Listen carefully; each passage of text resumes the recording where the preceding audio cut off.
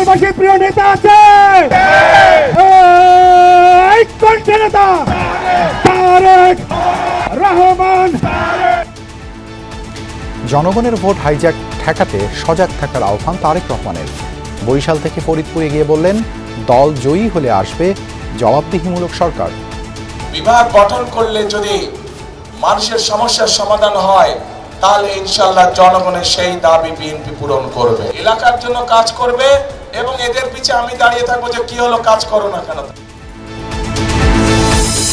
আমি তোমাদের আগমন মুতাকিব ভাইয়ের পক্ষ থেকে। ক্ষমতায় গেলে তিস্তা মহাপরিকল্পনা বাস্তবায়নের আশ্বাস ডাক্তার শফিকুর রহমানের। 26টি বিষয়ে প্রাধান্য দিয়ে জামায়াতের 41 দফার ইশতেহার ঘোষণা। তিনি যে কয়েক ঘন্টা এখানে শ্রম দিবেন, সেই কয়েক ঘন্টার আপনি দিবেন, বাকিটা সরকারের দায়, সরকারকে দিতে হবে।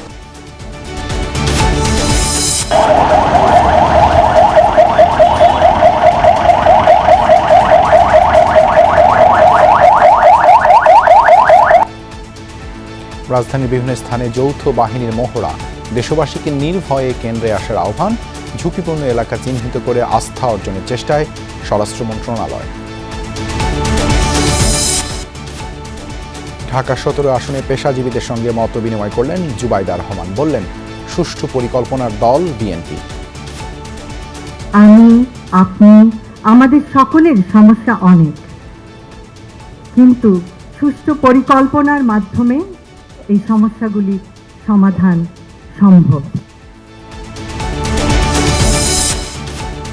জামায়াত আমিরের এক্স অ্যাকাউন্ট হ্যাকের ঘটনায় বঙ্গভবনের আইটি কর্মকর্তা আটক।